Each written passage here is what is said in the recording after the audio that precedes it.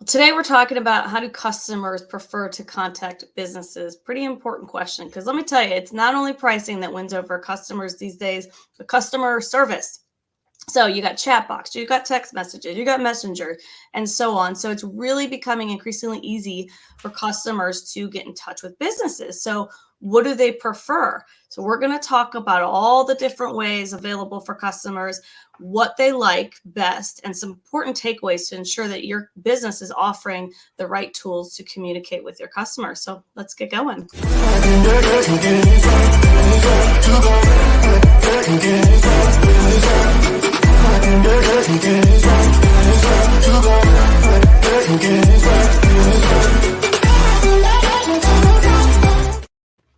Welcome to Marketing and a Mic. Sarah and I are here today to talk to you about a digital marketing subject. And I know we've got a great one today, don't we?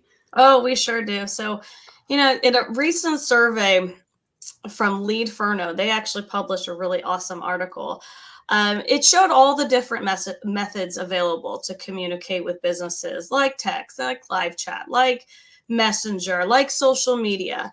And believe it or not, this is what was really interesting to find, which is our first takeaway, is that consumer age sort of drives the communication preference. And I'm going to give you some stats to prove this point. So it showed that the most popular method to contact businesses was the most popular message was social media with consumers between the ages of 25 and 34. So that's may not be a little bit of a surprise or not to you, but nearly 59% of customers 55 and up overwhelmingly preferred to contact a business by phone.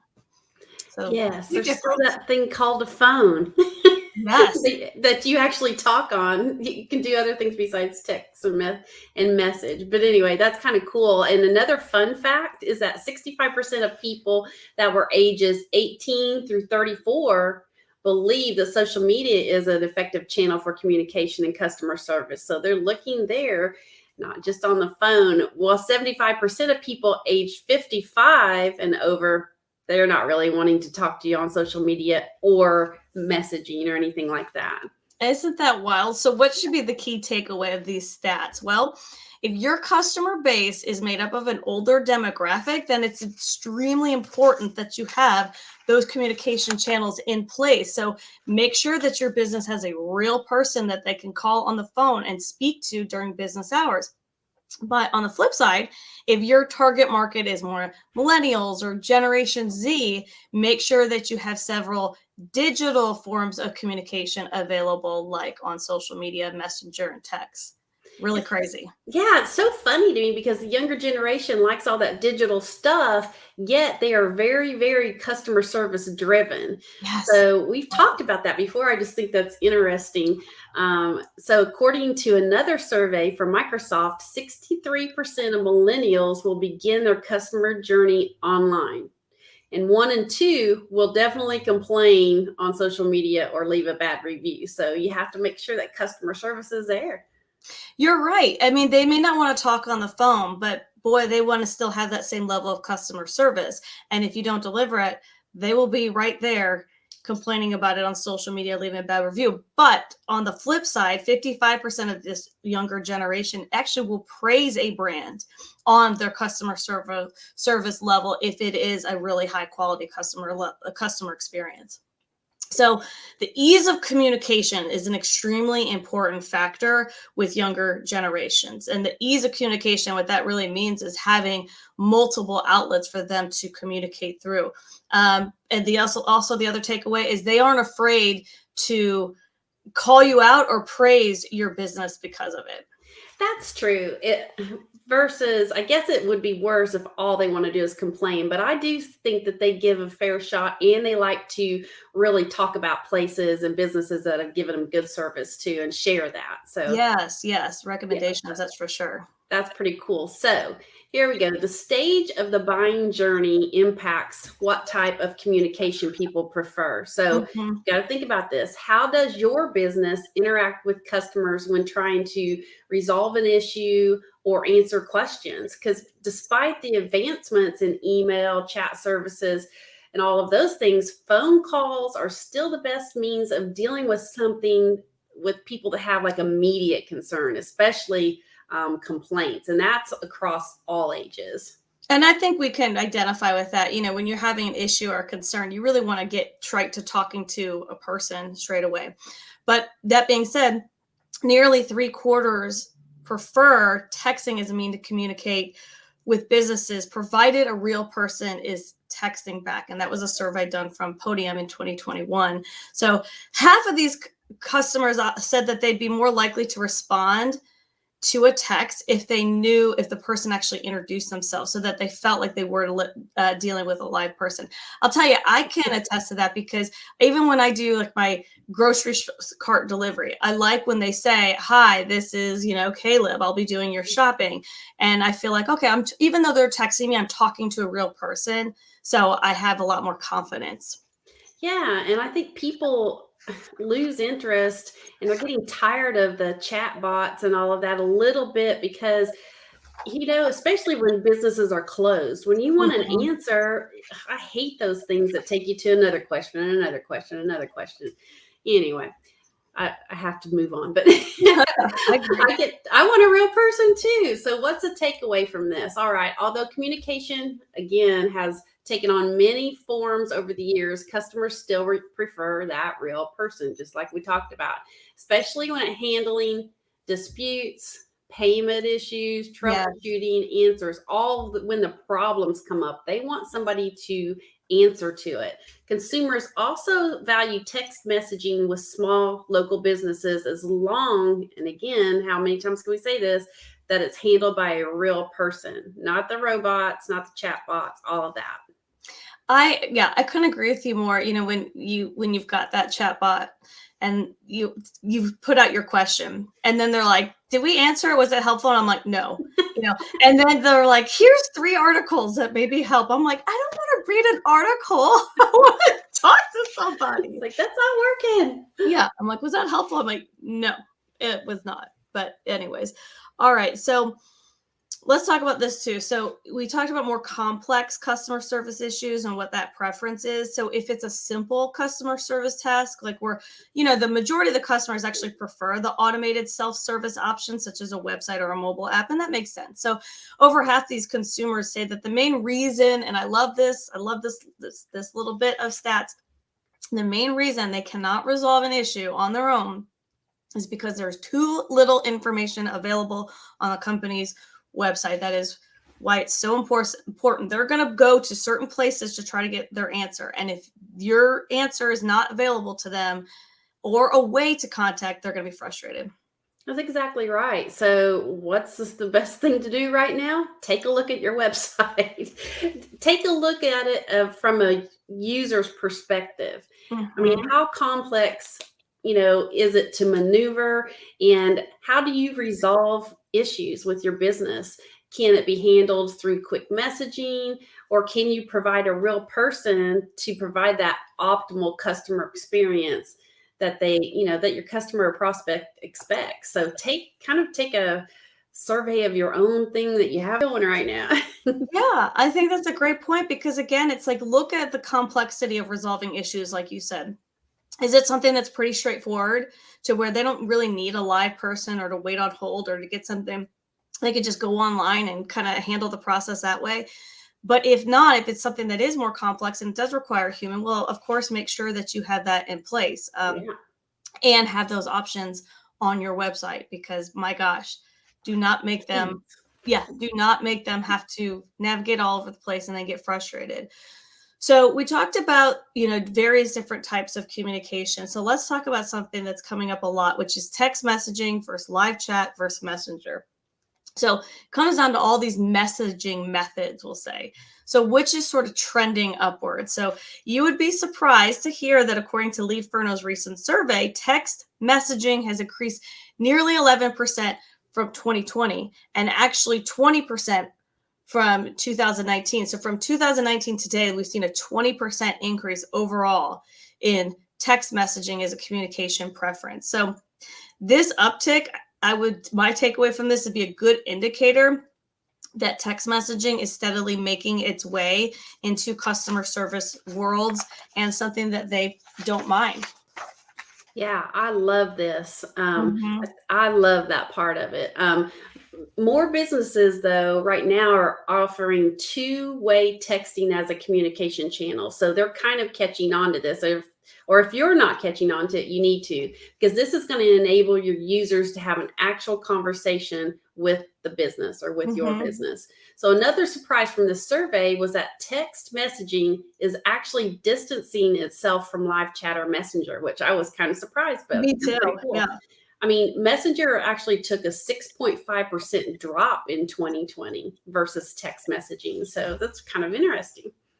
Yeah, and this was just something I was thinking about too, is you also think about all those spam stuff that you get. So maybe, maybe, and I don't know for sure, but maybe the text messaging, it does feel when it's actual live person, it does feel a little bit more trusting. Who knows? But the survey did conclude that 1 in 4 customers prefer text messaging to operate with businesses, which tells us that the human element being added to texting is becoming a greater benefit to consumers because we still feel like we're having a conversation. Yes. So that's important. Yes. So the type, though, of SMS content consumers want, we have to talk about this. So, as we mentioned earlier, the age of the customer and the stage of buying journey influence how consumers do prefer their communication. So, since text messaging is trending to be on the rise, let's take a look at the type of content that consumers are really wanting via those text messages. Yeah, because like anything, you don't want to be bombarded with something that's just going to make you be like, this isn't even anything I want. And then next thing you know, you're texting stop to stop the I know. communication. Stop. Um, okay, so the top marketing messaging customers like to receive is promotion. So 64% of those surveyed said they would like incentives. They don't mind receiving incentives via text messages. What are incentives? Incentives, we're talking about promo codes, we're talking about discounts, we're talking about coupons from local businesses. And this is kind of followed by loyalty offers or benefits of like, hey, join now and save this. So if that comes in through a text message, it's non-intrusive enough and it gives us an instant benefit that we're willing to dive into it. Yes, and I love this next one, especially right now where people, their inventories are low and supply and demand's low right now in the world all over for every type of product and service. But 35% of customers said that they'd like the feature to receive a back in stock message when the local business or invitations or even invitations from upcoming events. So, people are out of stock on it with a lot of stuff. So let people know when you have it or send them an invitation to your event. The takeaway from this is that customers are responsive to the text messaging, particularly Yeah, still didn't get it out. What are we covering? Live people. Make sure we right. have a live person involved. Yes, make sure. Yes. Don't you love that? I love it because I feel like it's a more personalized experience. And again, I talk about like my grocery shopping, which I don't have time to go grocery shopping, so I like to do it all online. And I love it when they're telling me, like, this is out of stock. Would you like this? Or da da da da. And I just absolutely love it because it's personalized and we all love that. So let's talk about just sort of the key takeaways from all these statistics that we just shared with you. So the first thing, offer several forms of communication. Now, we talked about at the top of the show that who your demographic and who your target audience is a good indicator of, what type of communication they prefer. But that being said, out of all customers, nearly 60% begin their shopping experience online. So that's important. So whether they're of the older generation or the younger, they still begin online overwhelmingly. So 66% of these consumers use at least 3 different communication channels to contact businesses. So think about that. Of all of them, they're going to go online, but some of them are going to start this way. Some of them are going to start that way. So what this tells us is that convenience is the key. So knowing your customer and offering several different forms of communication is really going to be the best way to deliver a great experience for them. Exactly. And the next thing, number 2, take it a step further. You want to dive into omni-channel marketing. What's that mean? I mean, amazing technologies are coming around and emerging and changing the ways that people communicate with businesses. Omni-channel marketing provides ability, and I know some people don't like this and think it's creepy and weird, but you can gather data about your customer in order to personalize every interaction that they have with your brand. Mhm. So they feel like they know you better. Understanding and even acknowledging what they want and need enables you to, you're going to be able to provide a better buying experience. And I think that helps win them over a lot of times. I do too. And I know it kind of seems intrusive, but truly, when you feel like your things are being remembered and stored and you can go right back to where you left off, to me, I think that's such a convenience. We're so busy, I don't want to start all over. So, Exactly. and finding me where I'm at, if I'm online here and you just pop up right there, I like it because it's just like a gentle reminder to help me, and just personalize it. So I think it's a good thing. And no, this is the third tip that we want to bring to you, which is, we say it over and over again because we still see it all the time, but make sure that you have a mobile responsive customer service portal. Because here's the thing, 79% of millennials interact with businesses by their mobile device. 79%. Wow. A third of all customers use their mobile device to initiate contact with customer service. Because you think about if you've got something going on, you're just going to pick up your phone and want to go straight to customer service. So whatever communication channels you create, please make sure that they are responsive on every single device. I can't even believe we have to still talk about that. But it's true. I ran across a non-responsive website last week. Anyway, make sure that it is user-friendly and that has to be mobile. And number 4, know your customer. Oh my gosh, I know we sound like a broken record, but knowing your customer is essential. It just is in every aspect of your marketing, including what we're talking about today, which is communication. How are you reaching them and getting back to them? So take inventory of your demographics, of your customers. You got to know who these people are, who's buying your stuff, and then align everything and all of your channels around that. Yes, absolutely. You got to do that research so that you know where to find them, and you got to make sure you're making it easy on them. So that's a wrap for us. As a reminder, we just want to let you know that we go live every week on Facebook, YouTube, Twitter, and LinkedIn, and you can catch the replay on Instagram. And if you're watching or listening to our podcast, please make sure you subscribe and drop us a review if you're enjoying it. And as always, you've got our YouTube channel, Fusion One Marketing, so make sure you subscribe to that too so that you can keep getting ongoing content that we put out on digital marketing. Yes. Yeah. So that's a wrap, and we will see you all next week. Bye.